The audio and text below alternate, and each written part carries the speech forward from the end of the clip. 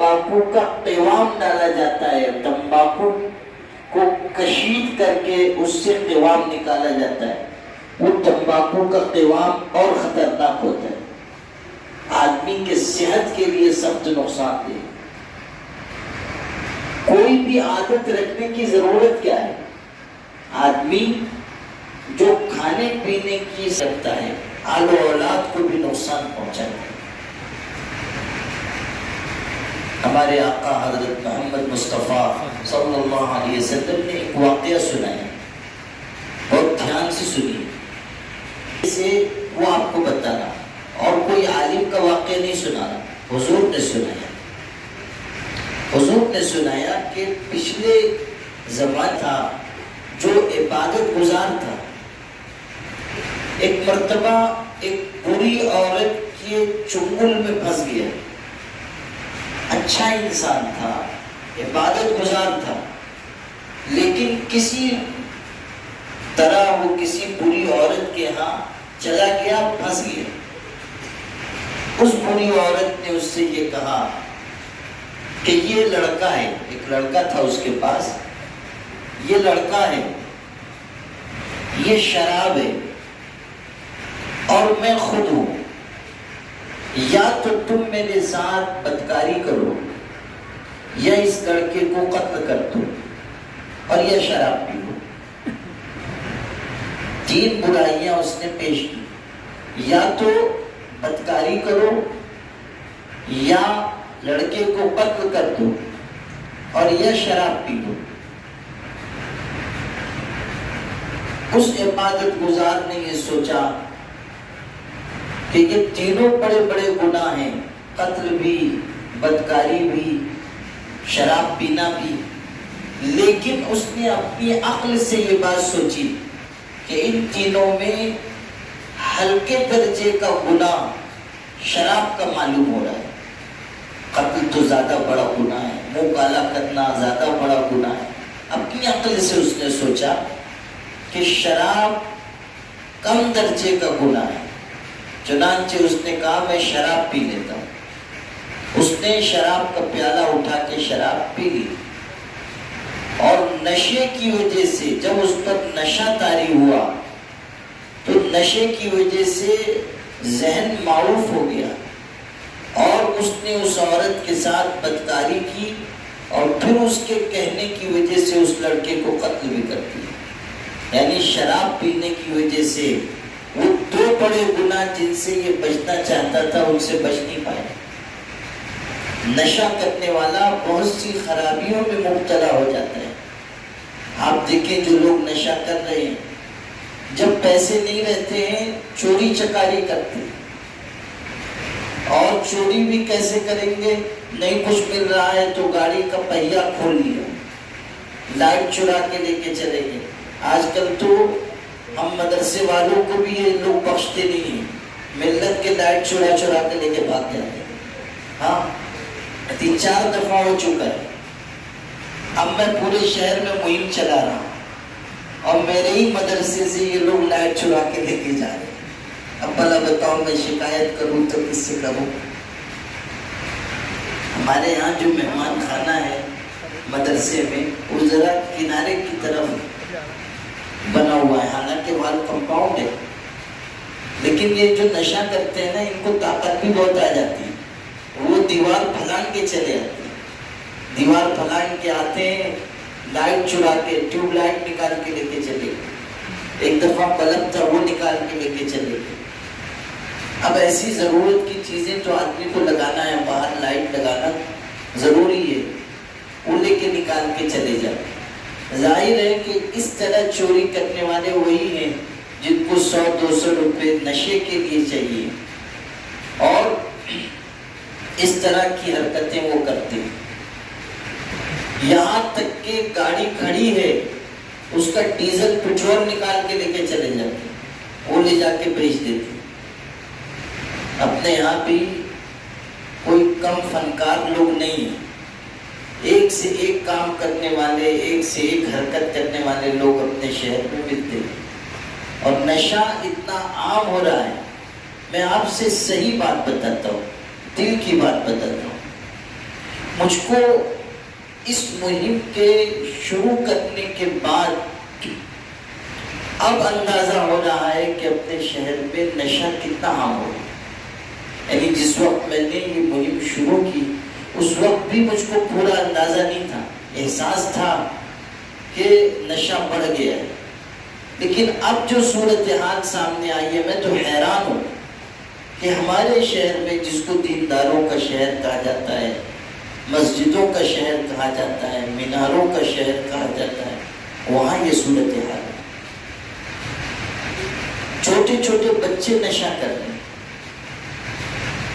لوگوں نے مجھ کو بتایا یہی معاد ملت کے پیچھے والی آبادی میں 6-7 سال کا بچہ، 6-7 سال عمر کیا ہوتی ہے، 6-7 سال کا بچہ وہ سولیشن سے نشہ کر رہا ہے. سولیشن سے اس کو کپڑے میں رکھ کے اس کو سونگتے ہیں اور منہ سے بھی کھینچتے ہیں. وہ سولیشن سے نشہ کر رہا تھا. زور سے، چھوٹا تو تھا ہی، اس کو اتنا سمجھا نہیں، زور سے اس نے جو کھینچا تو سولیشن جا کے اس کے حلق میں پھنس گئی اور ایسی حالت ہو گئی کہ مرنے کے قریب ہو گیا. اس کو بھاگم بھاگ لے کے گئے اورنگ آباد، 1 مہینے ایڈمٹ رہا، تب کہیں جا کے جان بچ سکی، ورنہ وہ ہاتھ سے چلا گیا. اب آپ سوچئے کہ 6-7 سال کی اتنی کم عمری میں اگر ہمارے بچے نشہ کر رہے ہیں تو جوانی تک، نوجوانی تک بھی جیویے تو بہت ہے، ورنہ تو اس عمر میں نشہ شروع کر رہے ہیں، نوجوانی تک پہنچتے پہنچتے دم توڑ دیں. نہ دین کے رہیں گے نہ دنیا کے رہیں گے. یہ صورتحال اچھی نہیں، ہم سب کو فکر مند ہونا چاہیے.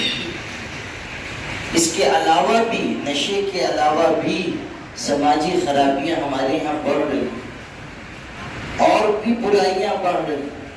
قتل کی وارداتیں کتنی بڑھ گئی، خودکشی کی وارداتیں کتنی بڑھ گئی. لوگ مایوس ہو کر اپنی جان ہلاک کر رہے ہیں، جینے کی امنگ ختم ہو رہی ہے. غربت اور افلاس بھی بڑھ رہے ہیں، بے روزگاری بڑھ رہی ہے. یہ اپنے قریب کے محلے کے ایک آدمی، ایک نوجوان نے خودکشی کی اور معلوم یہ ہوا کہ وہ 5 وقتہ نمازی تھا. نوجوان جو خودکشی کر کے مرا 5 وقتہ نمازی تھا. جس دن اس نے خودکشی کی اس دن بھی فجر کی نماز باجماعت پڑھی، پھر اس نے خودکشی. اب میں حیران ہوں کہ ایک شخص جس کے اندر نماز کا اتنا اہتمام تھا، اس نے ایسی حرکت کیوں کی؟ تحقیق کرنے سے پتہ چلا کہ مکان چھوٹا تھا، قرض ہو گیا تھا، کھانے والے کئی تھے، کمانے والا اکیلا تھا، بوجھ برداشت نہیں کر سکا. نتیجہ یہ نکلا کہ جان دے دی. آپ غور کیجئے، ہمارے شہر سے ملک کے ہر حصے میں امداد جاتی ہے. مدرسے والے آتے ہیں، چندہ لے کے جاتے ہیں، مسجد والے آتے ہیں، چندہ لے کے جاتے ہیں، یتیم خانے والے آتے ہیں، چندہ لے کے جاتے ہیں. اللہ نے اپنے شہر کے لوگوں میں دینے کا جذبہ رکھا ہے. اللہ کا کرم ہے کہ اپنا شہر کنجوسوں کا شہر نہیں. یہاں تو وہ لوگ جو بوگس ہوتے ہیں وہ بھی آتے ہیں اور چندہ کر کے جاتے ہیں. ہاں، اپنے ہاں جو بوگس لوگ ہوتے ہیں، جعلی، وہ بھی آتے ہیں اور چندہ کر کے جاتے ہیں. ہمارے یہاں کی امداد پورے ملک میں پہنچ رہی. اپنے شہر میں اتنے خرچ کرنے والے ہونے کے باوجود اگر کوئی شخص غربت کے ہاتھوں مجبور ہو کر خودکشی کر رہا ہے تو پھر ہم کو سوچنا چاہیے کہ کہیں ہم سے کمزوری ہو رہی. کوئی نظام بنانا چاہیے. میں بار بار یہ بات کہہ رہا ہوں اور صرف آپ سے نہیں کہہ رہا ہوں، شہر کے لوگوں سے بھی میں نے کہا مالداروں سے بھی کہا کہ میری تقریر سے، آپ کے جلسہ کرنے سے غریب کا پیٹ نہیں بھرے گا، ہمیں کوئی راستہ نکالنا ہوگا، خدمت کا کوئی نظام قائم کرنا ہوگا۔ جو دبے کچلے لوگ ہیں، پریشان حال لوگ ہیں، ان کے لیے ہم کو آگے آنا ہوگا۔ ہم اپنی حق حلال کی کمائی میں سے کچھ حصہ اپنے بھائیوں کو دیں تاکہ وہ عزت آبرو سے، عافیت سے زندگی گزار سکیں۔ اسلام اجتماعیت سکھاتا ہے، خدمت سکھاتا ہے۔ ہمارے آقا حضرت محمد مصطفیٰ صلی اللہ علیہ وسلم نے فرمایا بہترین انسان وہ ہے جو لوگوں کو فائدہ پہنچاتا ہے۔ ایک حدیث میں جو کوئی شخص اپنے مسلمان بھائی کو بھوک کی حالت میں کھلائے گا، اللہ اس کو جنت کے پھلوں سے روزی عطا فرمائے گا۔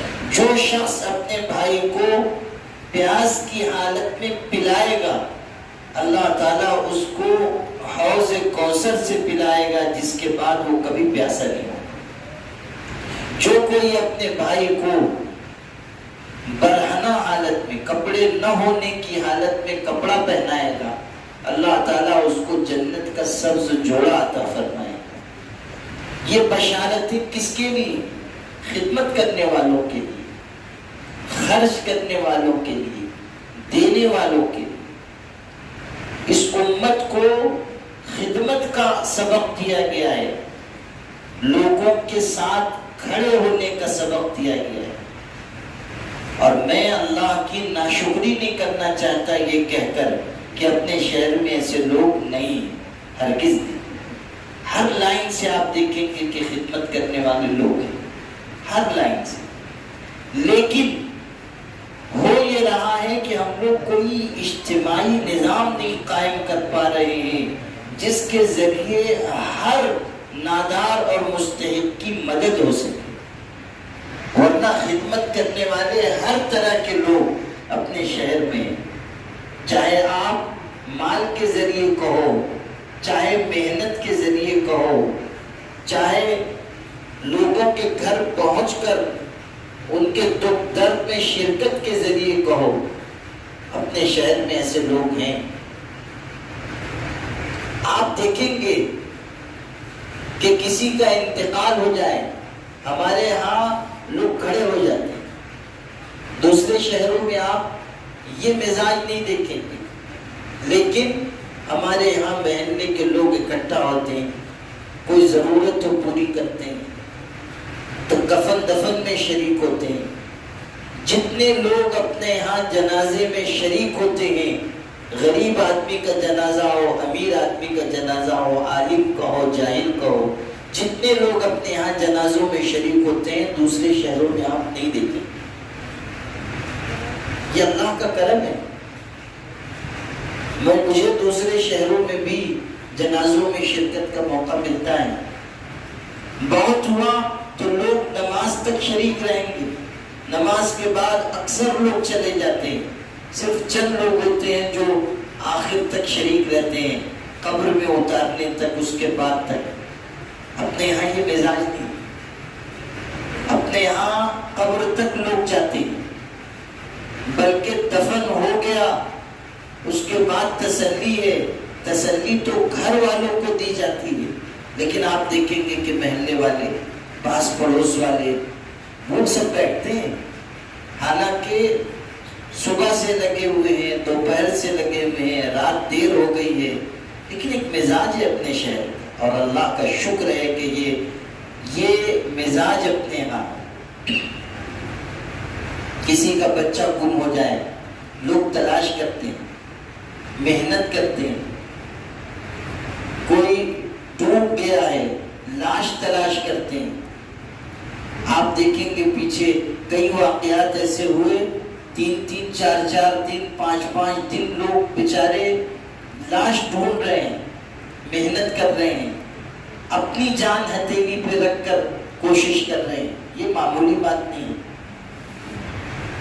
جو بچے گمشدہ ہو جاتے ہیں، اپنے یہاں گروپ بنے ہوئے ہیں، نوجوان ہیں، ادارے ہیں، وہ بیچارے دن رات محنت کرتے ہیں. ایسے لوگوں کی قدر ہمارے دل میں ہونی چاہیے اور شکر ادا کرنا چاہیے کہ ہم ایسے شہر میں ہیں جہاں لوگوں کے دل میں دوسروں کا دکھ درد ہے. اسی کے ساتھ جو نظام ہمیں قائم کرنا چاہیے، جس کی کمی ہے، وہ یہ کہ جو لوگ نادار ہیں، غریب ہیں، پریشان حال ہیں، ہم ان کی امداد کریں. وقت رہتے اگر ہم ان کے کام میں شریک ہو جائیں گے، ان کے دکھ میں شریک ہو جائیں گے، تو خودکشی کی وارداتیں خود بخود کم ہوں.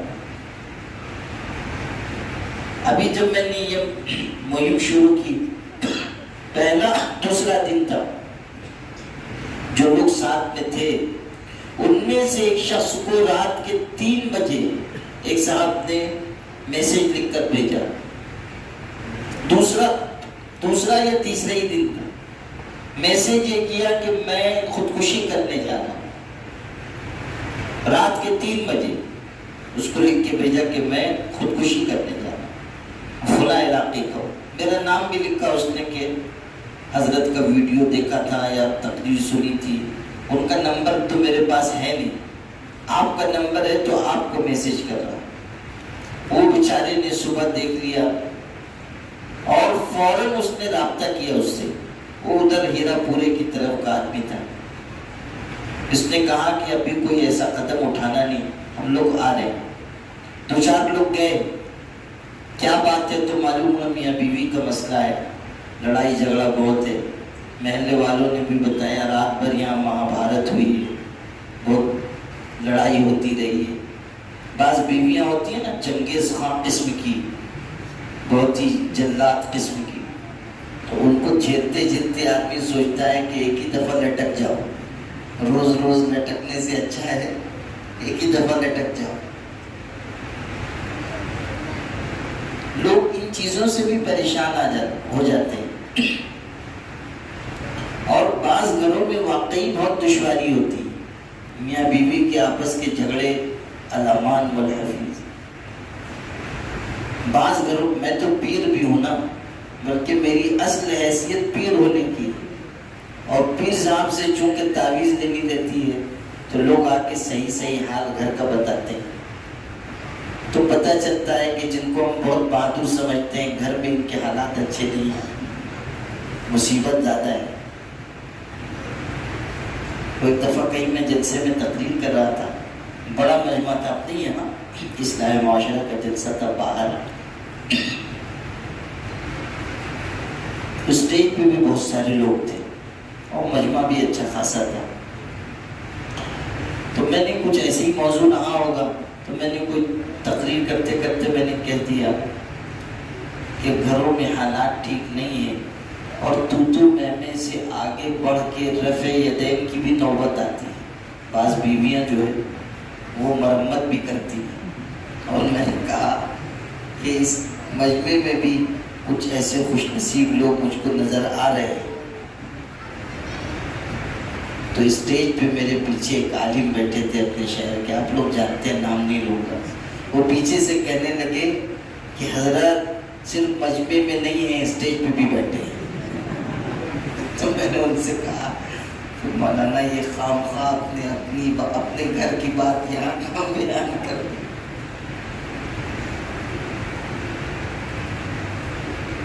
گھروں میں مشکل حالات ہوتے ہیں. وہ ایک علاقے میں ہمارے ایک بزرگ عالم تھے، وہ تشریف لے گئے اور وہاں انہوں نے تقریر فرمائی.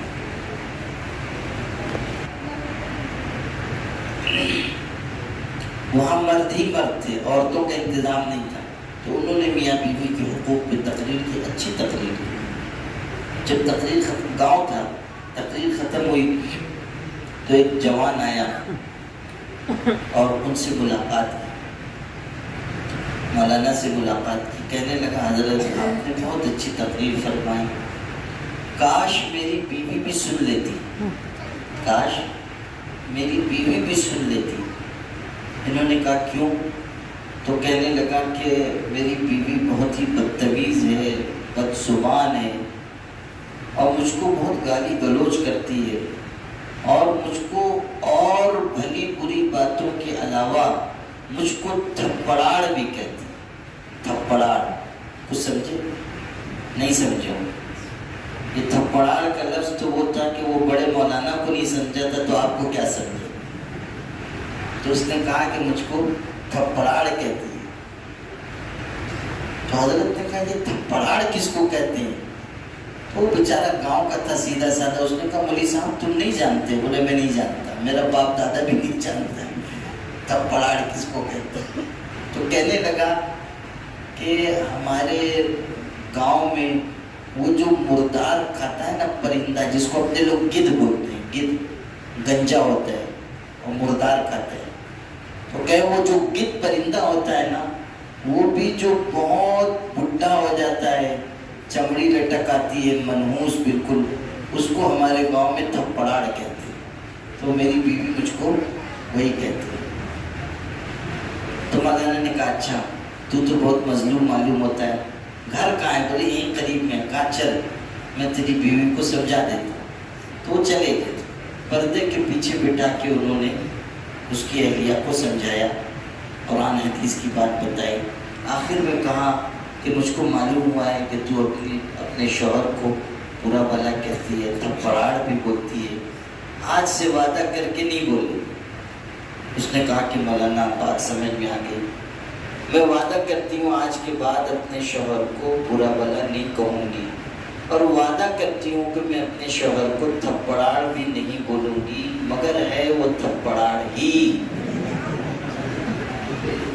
ایک دفعہ مولانا کے سامنے بھی خطاب سے نوازی دیا، احتیاط سے تھپڑاڑ نہیں بولوں گی، مگر ہے وہ تھپڑاڑ بھی۔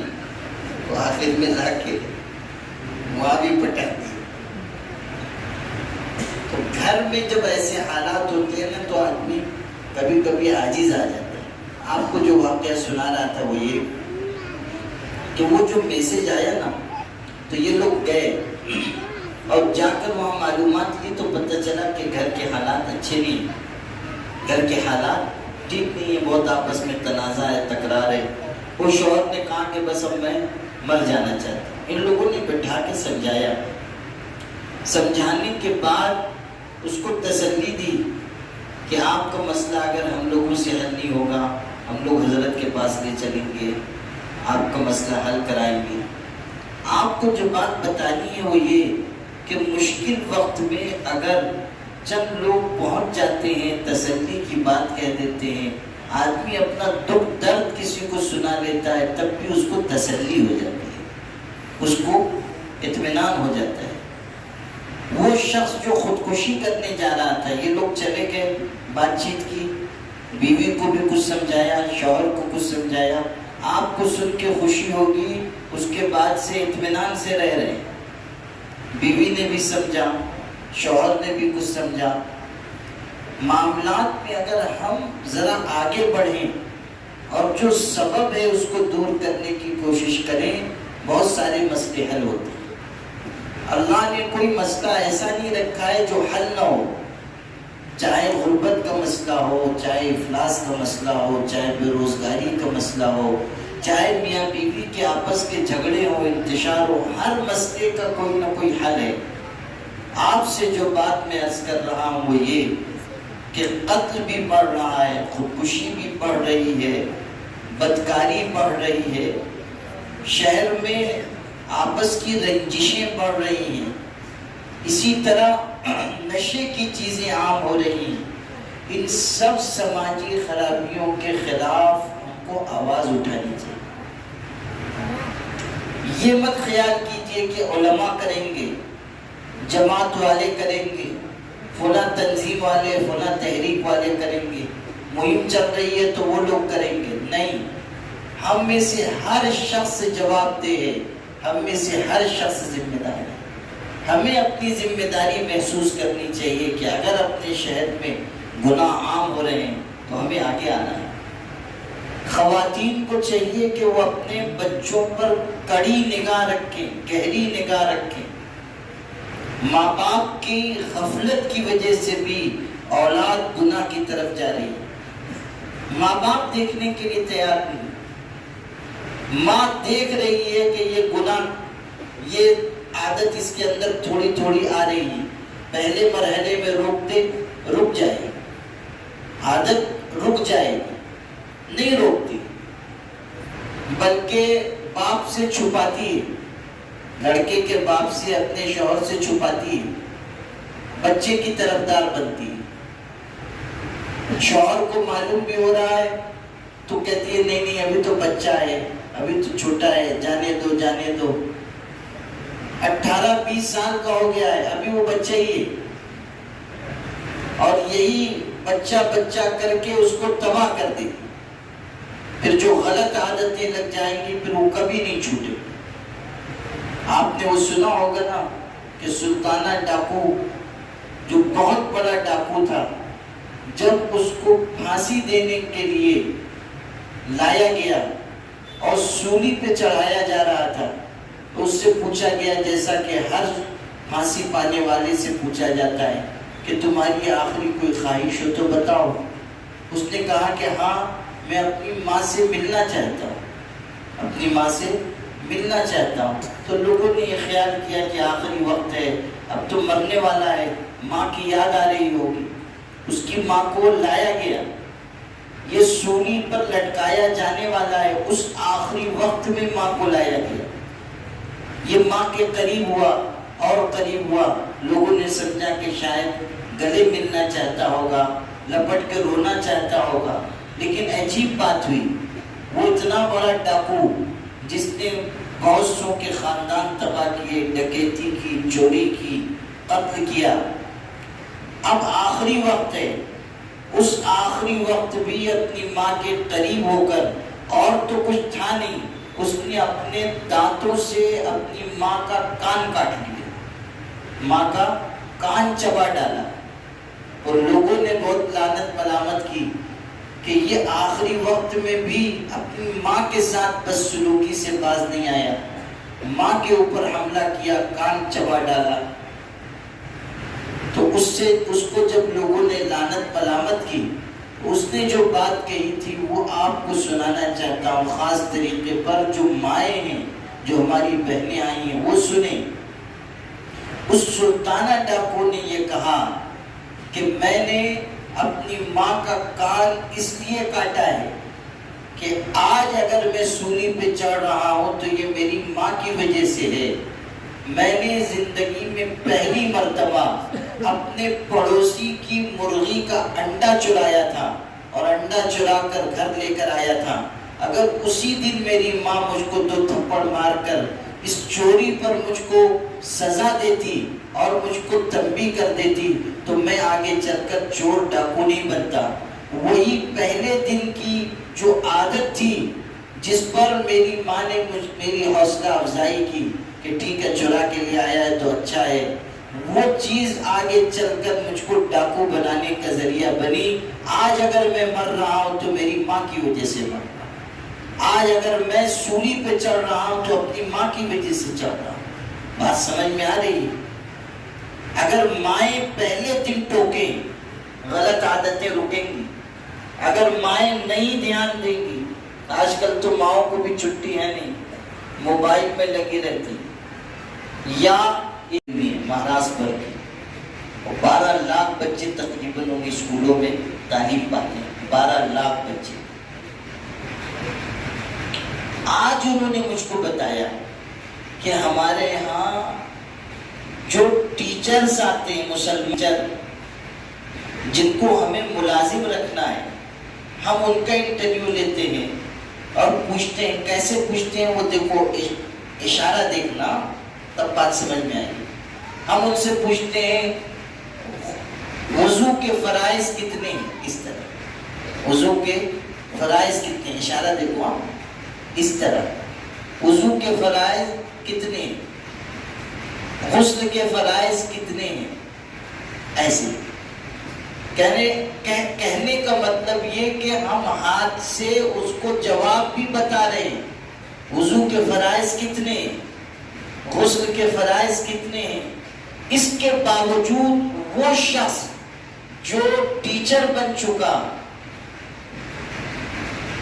بی ایڈ کر چکا، ڈی ایڈ کر چکا، پختہ عمر کا ہے، وہ بتا نہیں پا رہا ہے کہ غسل کے فرائض کتنے ہیں، کیا کیا ہے، وضو کے فرائض کتنے ہیں، کیا کیا ہے۔ بات سمجھ میں آ رہی ہے؟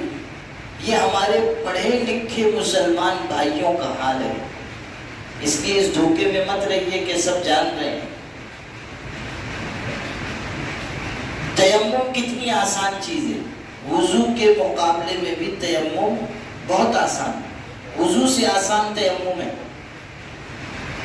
لیکن اگر میں آپ لوگوں سے بھی پوچھ لوں کہ تیمم کا طریقہ بتاؤ، پوچھوں گا نہیں، ڈرنا نہیں، لیکن اگر میں پوچھ لوں تو آپ میں سے کتنے لوگ ہیں جو تیمم کا طریقہ صحیح بتا پائے؟ حالانکہ کبھی نہ کبھی زندگی میں تیمم کی ضرورت پڑتی ہے، لیکن کتنے لوگ ہیں جو تیمم کا طریقہ بتا پائے؟ ہماری دینی سطح کیا ہے، ہماری معلومات کتنی ہیں؟ ہمیں خود غور کرنا چاہیے کہ ہم دین کتنا جانتے ہیں۔ تیمم کا طریقہ نہیں معلوم، حضور صلی اللہ علیہ وسلم کے خاندان کی معلومات نہیں۔ ایک مکتب کے جلسے میں گیا، وہاں بچے پروگرام پیش کرتے ہیں نا، تو ایک بچے نے حضور کے والد کا نام یہ، ماں والدہ کا نام یہ، دادا کا، دادی کا، نانا کا، نانی کا، نانی کا بھی نام بتایا، نانی کا نام یہ۔ وہی پروگرام ہوا، بچے نے سنایا بھی۔ جب میری تقریر کی باری آئی تو میں نے کہا کہ ابھی تھوڑی دیر پہلے ایک چھوٹے بچے نے حضور کی نانی کا نام بتایا تھا، آپ میں سے کتنے لوگ ہیں جو بتا پائیں؟ آپ لوگوں سے بھی پوچھوں گا تو آپ کو اپنی نانی یاد آ جائے گی، مگر حضور کی نانی کا نام بتانا مشکل ہو جائے گا۔ ہمیں معلوم ہی، ہمیں توجہ ہی نہیں، ہم حضور پاک صلی اللہ علیہ وسلم کا نام لے رہے ہیں، لیکن ہم حضور کے خاندان سے، حضور صلی اللہ علیہ وسلم کی ازواج مطہرات سے، آپ کے بچوں کے ناموں سے، آپ کی اولاد کے ناموں سے واقف نہیں۔ موٹی موٹی چیزیں ہم کو نہیں پتہ ہے، جیسے میں نے عرض کیا تیمم وضو سے بھی آسان ہے، مگر ہم میں سے کتنے لوگوں کو تیمم کا طریقہ معلوم ہے؟ وہ ایک صاحب تھے لیڈر قسم کے، اور لیڈر تو مسلمانوں میں کچھ ٹھیک ٹھاک ہوتے ہیں اور اکثر جیسے ہوتے ہیں، وہ کہنے کی ضرورت تو ہے۔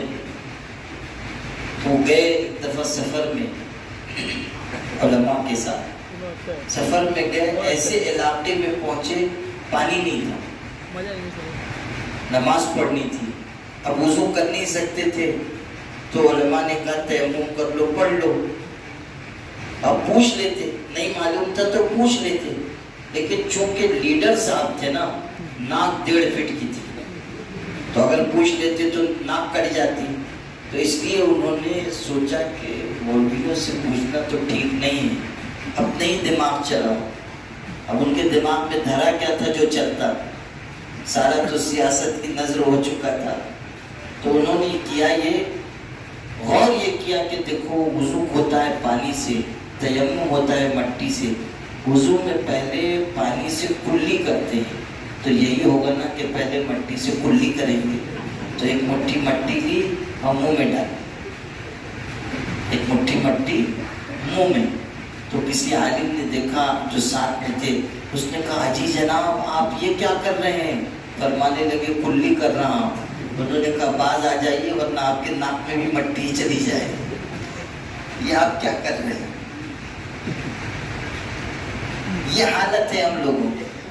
یہ جو کوشش ہو رہی ہے نا سوال جواب کے ذریعے، واٹس ایپ کے ذریعے، سوشل میڈیا کے ذریعے، یہ مبارکباد کے لائق ہیں، اس لیے کہ کم سے کم اس کے ذریعے تو ہمارے بچے دین سیکھیں گے، بڑی عمر کے لوگ دین سیکھیں گے، کچھ معلومات ہو جائے گی،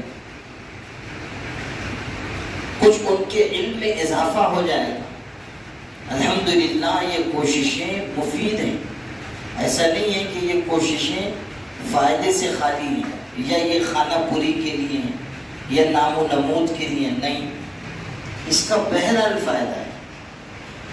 اور دین سکھانے کی جو بھی محنت اور کوشش ہو وہ لائق مبارکباد ہے، چاہے دین کا چھوٹا کام ہو یا بڑا کام ہو، ہمیں دل کھول کر اس کا ساتھ دینا چاہیے۔ یہ بہت بڑی دینی خدمت ہے جو انجام پا رہی ہے۔ آفتاب سر مرحوم کے نام سے یہ سلسلہ چل رہا ہے۔ آپ یہ بھی غور کیجیے کہ نیکی کو پھیلانے کی محنت، دین کو پھیلانے کی محنت اللہ کو کتنی پیاری ہے۔ آفتاب سر کی طرح سینکڑوں نہیں ہزاروں ٹیچر ہمارے شہر میں پیدا ہوئے، انتقال کر گئے، ابھی بھی ہیں، کچھ ریٹائر ہو گئے ہیں، کچھ پڑھا رہے ہیں، کچھ ایسے ہیں جن کو اخبار پڑھنے، بہو کو ڈانٹنے کے علاوہ کوئی دوسرا کام نہیں، صرف اتنا ہی کام ان کا رہ گیا، پڑھ پڑھا کے فارغ ہو گئے۔ اکبر الہ آبادی نے کہا تھا نا، کیا کہوں احباب کیا کارے نمایاں کر گئے، بی اے کیا، نوکر ہوئے، پینشن ملی اور مر گئے۔ پورا نام امان یہی ہے، کیا کہوں احباب کیا کارے نمایاں کر گئے، بی اے کیا، نوکر ہوئے، پینشن ملی اور مر گئے، سونا پور چلے گئے۔ یہی پوری زندگی ہے۔ اب آپ سوچیے، جو آپ کو سنانا تھا وہ یہ، آفتاب سر کی طرح بہت سے ٹیچر تھے، آفتاب سر بھی ایک ٹیچر تھے، بڑی مالیگاؤں ہائی اسکول میں پڑھاتے تھے، لیکن چونکہ انہوں نے اللہ کی پاک کتاب کی خدمت کی اور ٹیچر رہتے ہوئے انہوں نے الگ سے مدرسہ قائم کیا، ان کی چھت پر، ان کی چھت پر، ان کے ٹیرس پر، ان کے ٹیرس پر، اور میں اچھی طرح جانتا ہوں کہ ان کو بہت سی مشکل بھی پیش آئی، لوگ ان کو واپس بھی کر دیتے تھے، لوگ برا بھلا بھی کہتے تھے، لیکن انہوں نے برداشت کیا۔ مجھ سے ان کا بہت قریبی تعلق تھا، بلکہ اخیر زندگی کے چند سالوں میں وہ مجھ سے پڑھنے کے لیے آتے تھے، قرآن مجید کی تفسیر، قرآن مجید کا ترجمہ مجھ سے پڑھا تھا انہوں نے، اور مجھ سے یہ کہتے تھے کہ میں ریٹائر ہو جاؤں گا تو آپ کے ساتھ آپ کے سفر میں خادم بن کے چلوں گا۔ علم سے ان کی محبت دیکھو، حالانکہ میری ان کی عمر میں بہت فاصلہ تھا، لیکن کہتے تھے کہ جب میں ریٹائر ہو جاؤں گا آپ کے ساتھ سفر میں چلا کروں گا، سیکھوں گا۔ اللہ کی مرضی نہیں تھی، ادھر ریٹائر ہوئے، ادھر اللہ کے یہاں سے بلاوا آ گیا۔ آپ کو جو بات سنانی تھی وہ یہ کہ قرآن کی خدمت کی، مدرسہ قائم کیا، دین کو پھیلایا۔ آج آپ دیکھیے کہ اللہ نے ان کے نام کو کس طرح زندہ رکھا ہے، اور آج ان کے مدرسے کے پڑھے ہوئے لوگ یا مدرسے کے پڑھائے ہوئے لوگ جگہ جگہ مکاتب قائم کیے ہوئے، جگہ جگہ دین کے علم کی شمع روشن کیے ہوئے، ان سب کا اجر و ثواب آفتاب سر کو پہنچ رہا ہے۔ صدقہ جاریہ ہے، یہ مسجد بھی انہی سے موسوم ہے، اس علاقے کے نوجوانوں نے انہی کے نام سے یہ سوال جواب کا سلسلہ شروع کیا ہے۔ آج وہ نہیں ہیں، مگر ان کا نام بار بار سوشل میڈیا پر آ رہا ہے، اخبارات میں آ رہا ہے، آفتاب سر دینی سوال جواب گروپ۔ کیوں؟ اللہ تعالیٰ جس آدمی کی خدمت کو قبول فرماتا ہے اس کے نام کو زندہ کر دیتا ہے، دلوں میں محبت ڈال دیتا ہے۔ ان الذین آمنوا وعملوا الصالحات سیجعل لهم الرحمن ودا، جو لوگ ایمان لائے اور جنہوں نے اچھا عمل کیا، اللہ دلوں میں ان کے لیے گنجائش پیدا کرتا ہے۔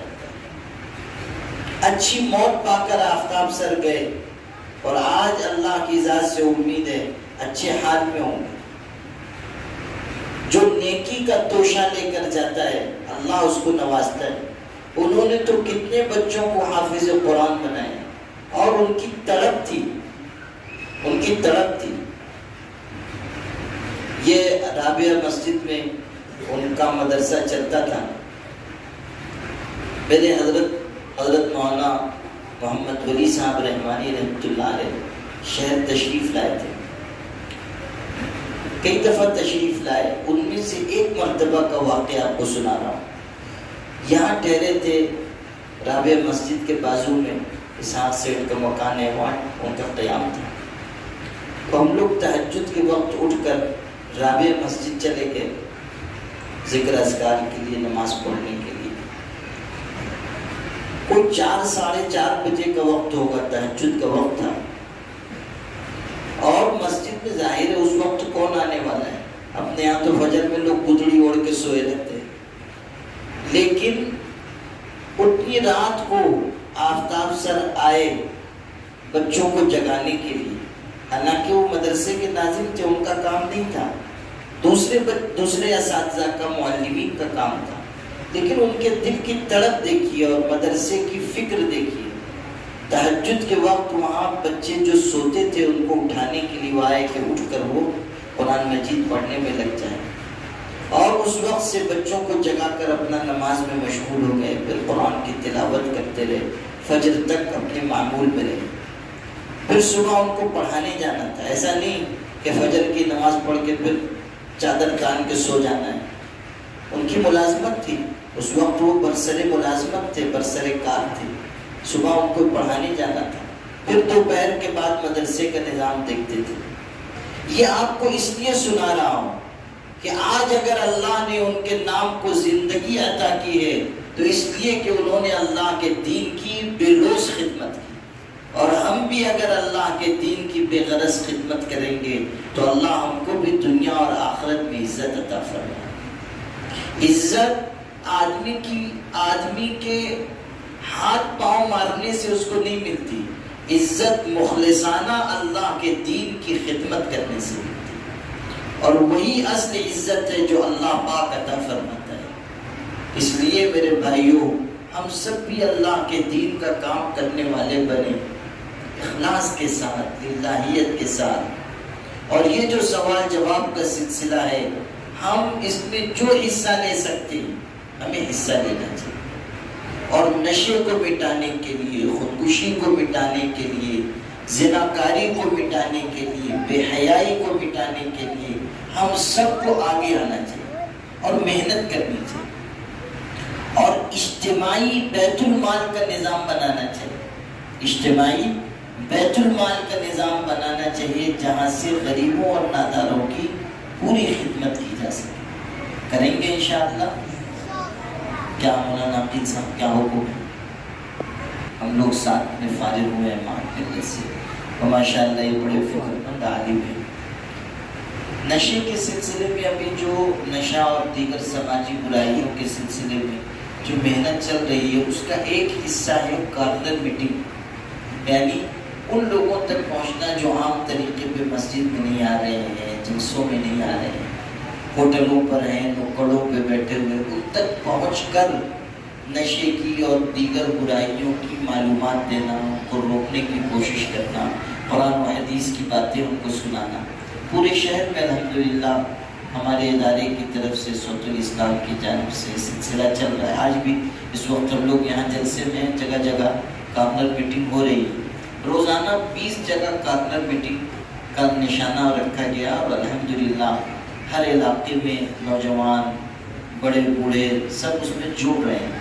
آپ کے اس علاقے میں ابھی انہوں نے مجھ کو خبر دی ہے کہ کل 8 ادارے کل میں مل کر کل انشاءاللہ اس پورے علاقے میں کارنر میٹنگ ہوگی. مولانا بھی انشاءاللہ تشریف رکھیں گے، اور آپ جو اداروں کے ذمہ دار ہیں وہ بھی سنا کہ یہاں تشریف لائے ہوئے ہیں.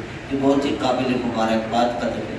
لیکن اس کا اہتمام کریں کہ ہر جگہ پوری بات پہنچے. خانہ پوری کے طور پہ نہیں، 15 منٹ 20 منٹ پوری بات لوگوں تک پہنچنی چاہیے. تو جو ادارے کے لوگ یہ بیڑا اٹھائے ہوئے ہیں میں ان کو مبارکباد بھی پیش کرتا ہوں اور گزارش کرتا ہوں کہ جہاں جہاں لوگ اکٹھا رہتے ہیں ہر جگہ آپ یہ کام کریں.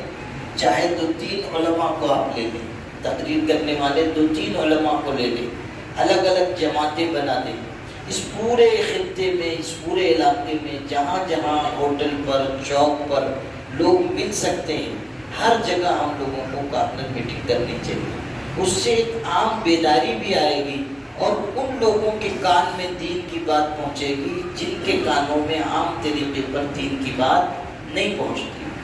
اور میں یہ بھی گزارش کروں گا کہ نشے کے نام پر آپ صرف شراب اور کتا گولی اور سولیشن کا نشہ صرف یہ مت بیان کیجیے، آپ اس میں گٹکے کو بھی لیجیے، آپ بیڑی سگریٹ کے بارے میں بھی کہیے، ورنہ یہ معاملہ ہمارے شہر میں ایک طرف یہ نشے کا تو ہے ہی ہے، یہ گٹکا کھانے والے، بیڑی پینے والے، یہ بھی کچھ کم نہیں ہے۔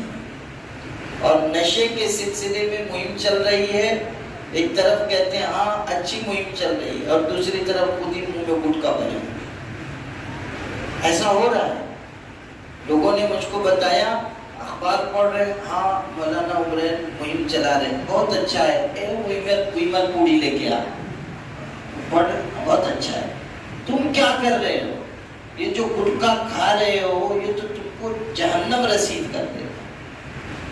اور میں آپ سے ایک صحیح بات بتا رہا ہوں کہ شراب سے اتنے لوگ نہیں مرتے ہیں جتنا گٹکے کی وجہ سے مرتے ہیں۔ گٹکا بہت خطرناک چیز ہے، یہ سیدھا کینسر پیدا کرتا ہے، تو اس پر بھی بات کریں آپ، جو علماء جائیں، کتنا پیسہ برباد ہو رہا ہے، جوانیاں تباہ ہو رہی ہیں، صحت، طاقت، قوت غارت ہو رہی ہے، بہت ہی خطرناک چیز ہے۔ اللہ واسطے اپنی قوم کو، اپنی نسل کو اس سے بچانے کی فکر کیجیے۔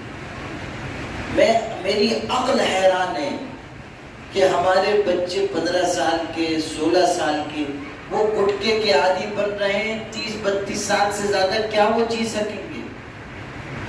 گٹکے کے عادی ہیں، گٹکا منہ میں لے کر سو رہے ہیں، صبح اٹھتے ساتھ گٹکا منہ میں ڈال رہے ہیں، کیسے زندگی کاٹ سکیں گے؟ نہ دین کے رہیں گے نہ دنیا کے رہیں گے، دنیا بھی ان کی خراب ہوگی اور دین بھی ان کا برباد ہو جائے گا۔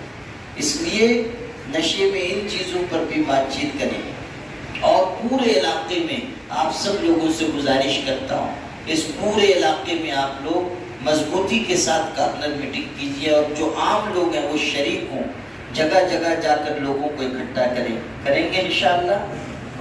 ادارہ آفتاب سر کے لوگوں کو، ذمہ داران کو، صدر و اراکین کو میں مبارکباد پیش کرتا ہوں، جو سوال جواب گروپ چل رہا ہے ان کو مبارکباد پیش کرتا ہوں۔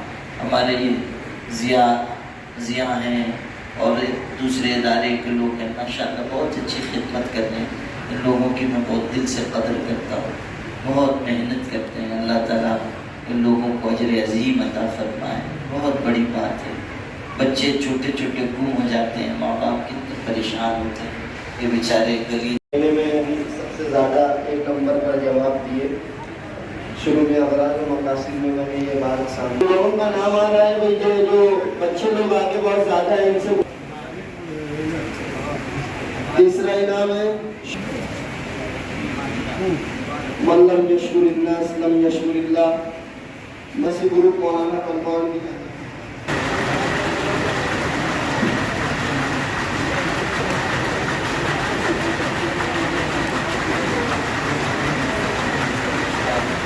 مومن پورا کی جانب سے ایک ہاتھ گھڑی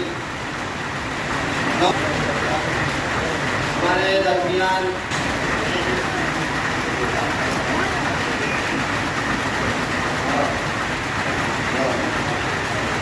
محسن بھائی الفا موبائل آگر اور قرور 14واں انعام رئیس ہے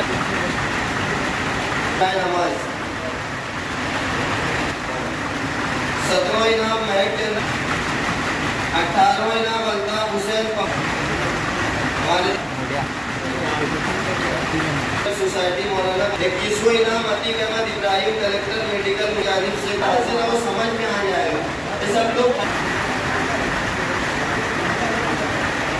انشاءاللہ یہ پہنچا دیں۔ 25واں انعام عبید الرحمان نوبہار نزد سوچ لیے تو ان سے گزارش ہے کہ مسجد کے اندر تشریف لائیں۔ 27واں انعام جمال احمد ناگپوری کی اختر یوسف پلٹ دونوں گروپ کی جانب سے۔ 29واں انعام حاجی شکیل احمد पानी से जाए गमशा मोहम्मद अरकम इस्लामाबाद 36वां इनाम 38वां इनाम मोबाइल पॉइंट घोड़े वाला कंफर्म उनकी जानिब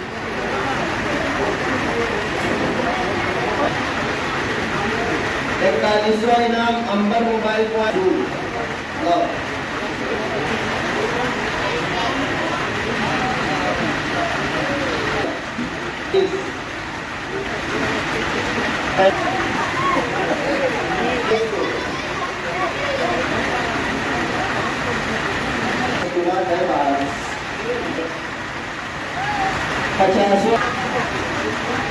हमारे मोहतरम मौलाना अब्दुल रहमान दिल्ली साहब के हाथों में नाम खैर की जानिब से एक पाकिट इनाम लगाई 56वां इनाम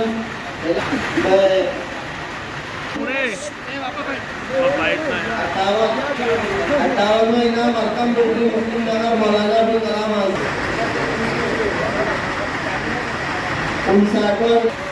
59वां इनाम अंसारी मुबश्शिर मोहम्मद सलीम मुफ्ती अंसारी खालिद पप्पू इश्तियाक अहमद बेचारी साहब एजाज अहमद इमाइसी साहब मालेगांव मुस्तफ़ा भंगार बाज़ार डायमंड कारपेट होलसेल रेट में कारपेट दिया जाता है। हर किस्म का यहाँ पर कारपेट दिया जाता है। हमारा पता याद रखें, मालेगांव मुस्तफ़ा भंगार बाज़ार डायमंड कारपेट होलसेल रेट में दिया जाता है।